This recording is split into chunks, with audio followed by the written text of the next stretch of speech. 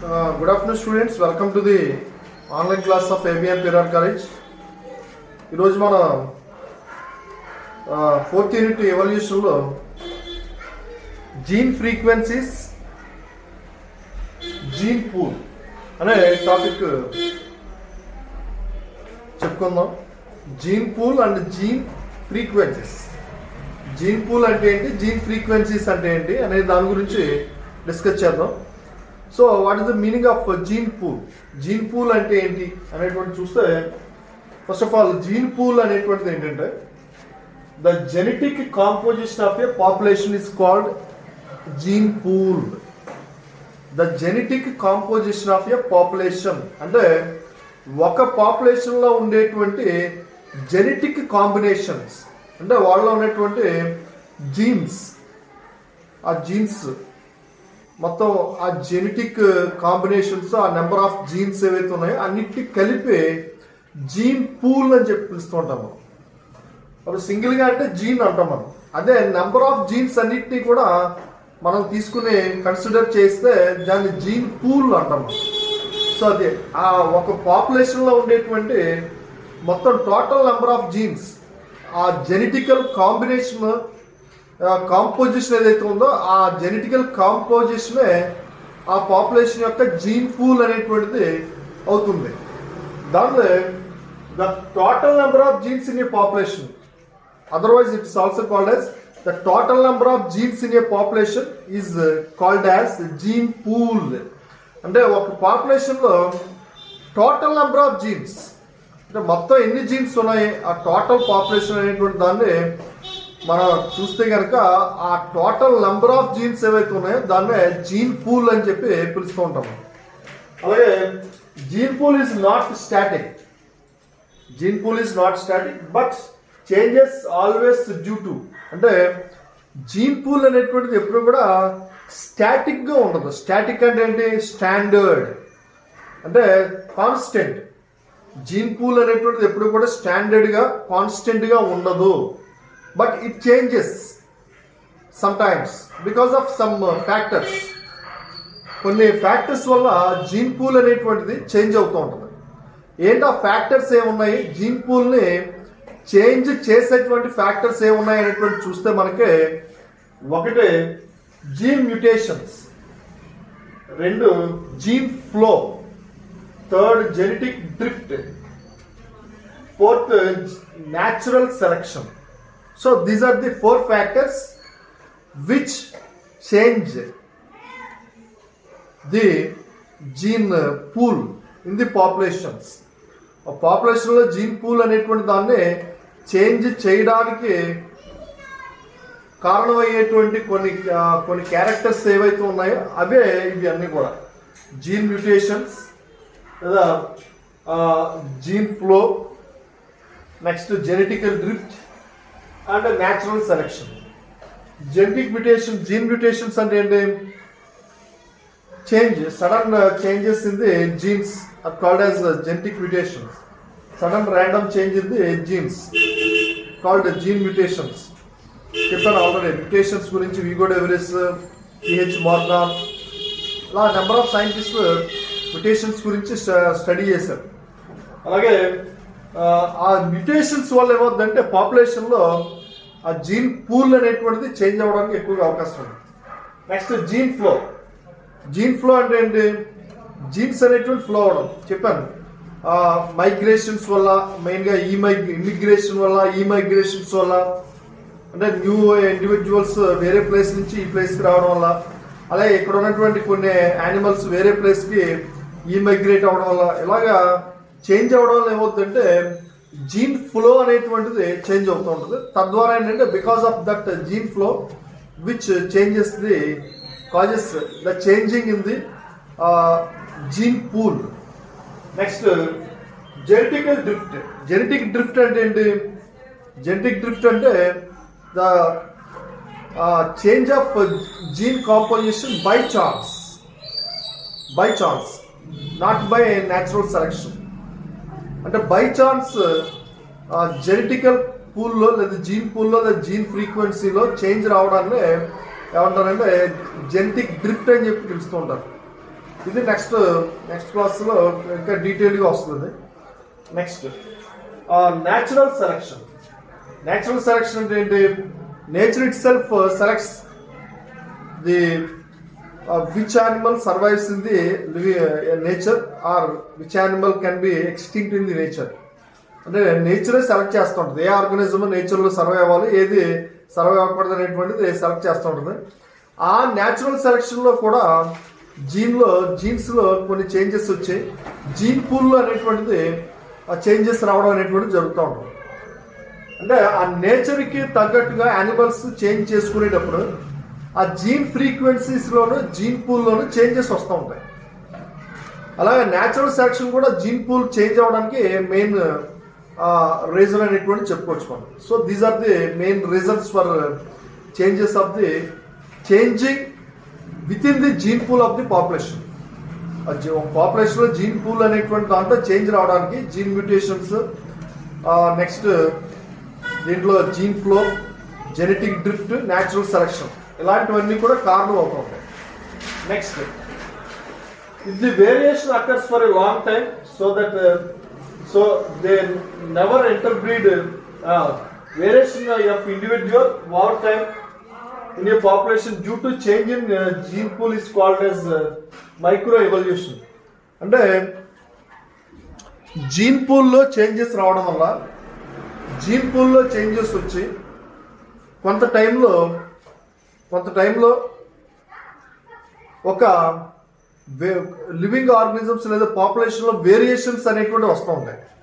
Gene పూల్లో ఎప్పుడైతే changes వచ్చాయో కొంత టైంలో, not taking much more time, very some sort of time, కొంత టైంలో జీన్ పూల్లో పాపులేషన్లో జీన్ పూల్లో చేంజెస్ వచ్చి ఆ జీన్ పూల్లో చేంజెస్ రావడం వల్ల ఆ పాపులేషన్లో పర్టికులర్గా యానిమల్స్లో వేరియేషన్స్ అనేటువంటి వస్తుంటాయి.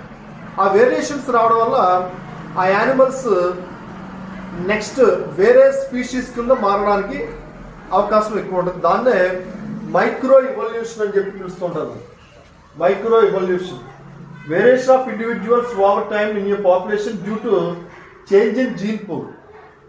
అంటే జీన్ పూల్లో చేంజెస్ వచ్చి కొంత టైంలో ఆ పాపులేషన్ ఉండేటువంటి ఇండివిజువల్స్లో వేరియేషన్స్ అనేటువంటివి రావడం వల్ల అవి న్యూ స్పీషీస్ కింద చేంజ్ అవ్వడానికి అవకాశం ఉంటుంది. That helps the process of evolutionary ప్రాసెస్కి హెల్ప్ చేస్తూ ఉంటుంది. దాన్నే మైక్రో ఇవల్యూషన్ అని చెప్పి పిలుస్తుంటారు. రెండోది మ్యాక్రో ఇవల్యూషన్ అంటే ఏంటి? మ్యాక్రో ఇవల్యూషన్ అంటే if the variation occurs for a long time so they never interbreed is called macro evolution. అంటే ఏవైతే లివింగ్ ఆర్గనిజమ్స్ ఉన్నాయో పాపులేషన్లో ఉండేటువంటి లివింగ్ ఆర్గనిజమ్స్లో చాలా వేరియేషన్స్ వచ్చేసాయి. ఆ వేరియేషన్స్ ఎక్కువ రావడానికి it takes much more time, చాలా ఎక్కువ టైం తీసుకుంటుంది. ఒక పాపులేషన్ ఉంది, ఆ పాపులేషన్లో ఉండేటువంటి ఇండివిజువల్స్లో వేరియేషన్స్ రావడానికి చాలా ఎక్కువ టైం పడుతుంది. అంత అంటే it takes many hundreds of years, కొన్ని వందల సంవత్సరాల పాటు ఈ వేరియేషన్స్ రావడానికి అవకాశం ఉంటుంది, టైం పడుతుంది ఆ పాపులేషన్లో. ఆ వేరియేషన్స్ వచ్చిన తర్వాత ఆ ఇండివిజువల్స్ వాటిలో ఆ పాపులేషన్లో ఉండేటువంటి మిగతా ఇండివిజువల్స్ తోటి ఇంటర్ బ్రీడింగ్లో పార్టిసిపేట్ చేయు. They isolate from the inter breeding of the individuals of the same population. Same పాపులేషన్లో ఉన్నటువంటి మిగతా ఇండివిజువల్స్ తోటి అవి ఇంటర్ బ్రీడింగ్లో పార్టిసిపేట్ చేయవు. ఆ చేయకపోవడం వల్ల అవి నెమ్మదిగా వేరే స్పీషీస్ కింద, వేరే కొత్త జాతి కింద అవి ఫామ్ అవడం అనేటువంటి జరుగుతుంది. దాన్నే మ్యాక్రో ఇవల్యూషన్ అని చెప్పి పిలుస్తుంటారు. సో ఈ micro evolution and macro evolution అనేటువంటిది మెయిన్గా ఏంటంటే జీన్ పూల్ చేంజెస్ రావడం వల్ల, అలాగే యానిమల్స్లో పాపులేషన్ ఉన్నటువంటి యానిమల్స్లో ఈ వేరియేషన్స్ రావడం వల్ల ఈ రెండు కూడా జరగడం అనేటువంటిది మనకి చూడడం అనేటువంటి జరుగుతుంది. సో ఇది next. So this is about gene pool. ఇది ఆ జీన్ పూల్ అనేటువంటిది. నెక్స్ట్ ఏంటంటే దీంట్లో మెయిన్గా ఈ మైక్రో ఎవల్యూషన్ అంటే ఏంటి, మ్యాక్రో ఎవల్యూషన్ అంటే ఏంటి అనేది జాగ్రత్తగా తెలుసుకోవాలి మీరు. మైక్రో ఎవల్యూషన్ అంటే మ్యాక్రో ఎవల్యూషన్ అంటే మైక్రో ఎవల్యూషన్ అంటే మైక్రోఎవల్యూషన్ అంటే variations that occurs in the living organisms of the population, individuals of the population with in a period of time, so that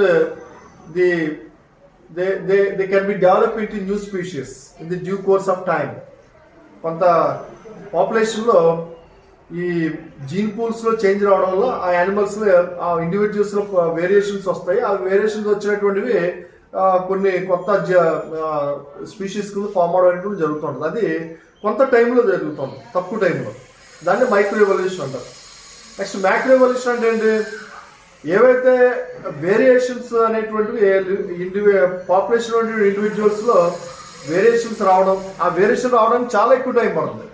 ఆ వేరియేషన్స్ వచ్చినటువంటి ఇండివిజువల్స్ పాపులేషన్లో ఉన్నటువంటి మిగతా ఇండివిజువల్స్ తోటి inter breeding participate చేయకుండా అవి సపరేట్ అయిపోవడం వల్ల అవి న్యూ స్పీషీస్ ఫామ్ అవుతాయి. అలాంటి దాన్ని ఏమంటారంటే మ్యాక్రో ఎవల్యూషన్ అని చెప్పి పిలుస్తూ ఉంటారు. సో ఇది జీన్ పూల్ అనేటువంటి. నెక్స్ట్ జీన్ ఫ్రీక్వెన్సీ అంటే ఏంటి? జీన్ ఫ్రీక్వెన్సీ అంటే the occurrence of a particular gene in different individuals of the population is called gene flow, gene frequency. The occurrence of a particular gene in different individuals of a population. Occurrence of the particular gene in different individuals of a population. అంటే ఒక gene different ఇండివిజువల్స్లో ఏ రకంగా ఉంది అనేటువంటి దాన్ని gene frequency అని చెప్పి పిలుస్తూ ఉంటారు. Its value is between 0 to 1 in proportion. ఆ వాల్యూ అనే జీన్ ఫ్రీక్వెన్సీ వాల్యూ అనేటువంటిది 0 to 1 in proportion, or it may be 0 to 100%. ఆ జీన్ ఫ్రీక్వెన్సీ వాల్యూ అనేటువంటిది 0 to 1 ఉండొచ్చు, లేదా 0 to 100% అనేటువంటిది ఉండొచ్చు జీన్ ఫ్రీక్వెన్సీ అనేటువంటిది. అలాగే జీన్ ఫ్రీక్వెన్సీ అనేటువంటిది ఏంటంటే is often interchangeable. Gene frequency అనేటువంటిది ఇంటర్చేంజబుల్ అవుతుంటుంది, ఇంటర్చేంజ్ అవ్వచ్చు, అంటే చేంజ్ అవడానికి అవకాశం ఉంది. తర్వాత దీంట్లో in a single chromosome, a gene at a locus is composed of 2 alleles. So it is change of allele frequency which leads to change in the gene frequency. అంటే జనరల్గా మనకి జీన్స్ ఎక్కడ ఉంటాయి? క్రోమోజోమ్ పైన ఉంటాయి. ఒక క్రోమోజోమ్ ఉందనుకోండి, ఆ క్రోమోజోమ్ మీద ఒక పర్టికులర్ ప్లేస్ ఉంటుంది. ఆ ప్లేస్ని లోకస్ అంటాం. దాన్ని క్రోమోజోమ్ మీద ఉన్నటువంటి జీన్ ఉండేటువంటి పర్టికులర్ ప్లేస్ని లోకస్ అంటాం. ఆ లోకస్ మీద ఒక జీన్ ఉంటుంది. ఒక జీన్కి 2 ఎలీల్స్ ఉంటాయి. ఆ 2 ఎలీల్స్ ఆల్టర్నేట్గా ఉంటాయి, ఆల్టర్నేట్ ఎలీల్స్. ఆ ఆల్టర్నేటెడ్ ఎలీల్స్ అనేటువంటిది మారితే ఆ ఎలీల్స్ ఫ్రీక్వెన్సీ మారింది అనుకోండి, జీన్ ఫ్రీక్వెన్సీ మారుతుంది. రెండు కూడా ఒకే ఎలీల్స్ ఉన్నాయనుకోండి, అంటే ఫర్ ఎగ్జాంపుల్ టాల్ క్యారెక్టర్ సంబంధించినటువంటి మెండల్స్ చెప్పినటువంటి టాల్ క్యారెక్టర్ సంబంధించినటువంటి 2 ఎలీల్స్ ఉన్నాయి, క్యాపిటల్ టీ. రెండు ఏంటి? Homozygous. Capital T small T ఉందనుకోండి, అది హెట్రోజైగస్ ఉంది, అంటే జీన్ ఫ్రీక్వెన్సీ ఏమైంది? ఇక్కడ చేంజ్ అయింది. అలా స్మాల్ టీ ఉందనుకోండి, ఇది homozygous short.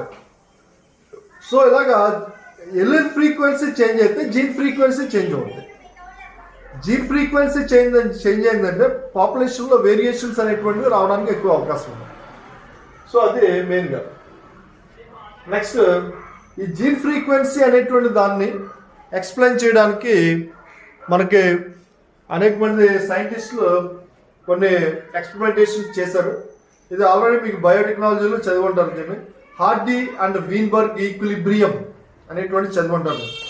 Hardy and Weinberg equilibrium. Hardy అనేటువంటి వారెవరు? హార్డీ అనేటువంటి ఆయన బ్రిటన్ చెందినటువంటి సైంటిస్ట్. వీన్బర్గ్ అనేటువంటి సైంటిస్ట్ ఎవరంటే జర్మనీకి చెందినటువంటి సైంటిస్ట్. వీళ్ళిద్దరూ ఒక ఈక్విలిబ్రియంలో దాన్ని తయారు చేశారు. ఏంటంటే అది the gene frequencies remains constant. The gene frequencies remains constant when the population is very large. ఒక పెద్ద పాపులేషన్ ఉన్నప్పుడు జీన్ ఫ్రీక్వెన్సీ అనేటువంటిది ఎప్పుడు కూడా కాన్స్టెంట్గా ఉంటుంది, చేంజ్ అవ్వదు అని చెప్పారు. దానికి వీళ్ళు మ్యాథమెటికల్ రిప్రజెంటేషన్ కూడా ఇచ్చారు. a+b² తీసుకుని దాన్ని వాళ్ళు యూజ్ చేసుకోవడం జరిగింది. a+b² = a² + 2ab + b². దీన్ని p+b² లో తీసుకున్నారు. p అంటే ఏంటి? p అంటే డామినెంట్ ఎల్లిన్, p అంటే. q అంటే రెసిసివ్ ఎల్లిన్. ఇక్కడ p+q² = p² + 2pq + q² అనేటువంటిది వస్తూ ఉంటుంది. a+b² సేమ్ p+q² కింద పెట్టాం మనం.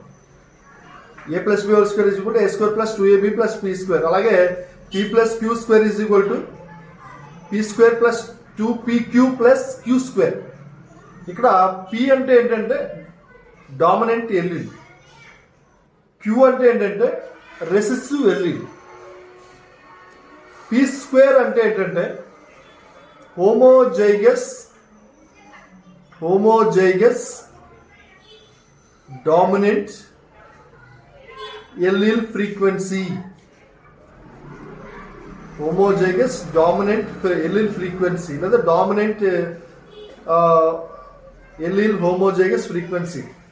q² అంటే ఏంటంటే హోమోజైగస్ రెసిసివ్ ఎల్లిలిక్ ఫ్రీక్వెన్సీ. 2pq అంటే హెటరోజైగస్ ఎల్లిలిక్ ఫ్రీక్వెన్సీ అని దీంట్లో మనకి వస్తూ ఉంటుంది. సో ఇలాగా ఈ a+b² p+b² లోకి కన్వర్ట్ చేసి వాళ్ళు ఈ ఈక్విలిబ్రియం అనేటువంటి దాన్ని ఇక్కడ చూడండి. a+b² = 1. అలాగే p+q² = 1. p+q² = p² + 2pq + q² = 1. 1 అంటే ఏంటి? జీన్ ఫ్రీక్వెన్సీస్ అనేటువంటి కాన్స్టెంట్గా ఉంటుంది.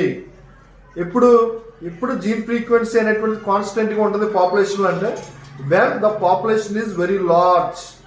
ఆ పాపులేషన్ అనేటువంటిది వెరీ లార్జ్, చాలా పెద్ద పాపులేషన్ అయినప్పుడు మాత్రమే ఆ జీన్ ఫ్రీక్వెన్సీ అనేటువంటిది కాన్స్టెంట్గా ఉంటుంది. అది వీళ్ళు చెప్పినటువంటి అది మీరు దీంట్లో బయోటెక్నాలజీలో ఆల్రెడీ చదివి ఉంటారు కాబట్టి దాన్నే ఎగ్జామ్లో చదివి రాయండి, సరిపోతుంది. దీని గురించి మళ్ళీ డీటెయిల్గా నేను ఎక్స్ప్లెయిన్ చేయను. కానీ ఇది జీన్ పూల్ అంటే ఏంటి, జీన్ ఫ్రీక్వెన్సీస్ అంటే ఏంటి అనేది ఈరోజు చెప్పినటువంటి topic. So okay, next class వేరే టాపిక్ డిస్కస్ చేద్దాం. ఇంతవరకు have a good day. Thank you very much.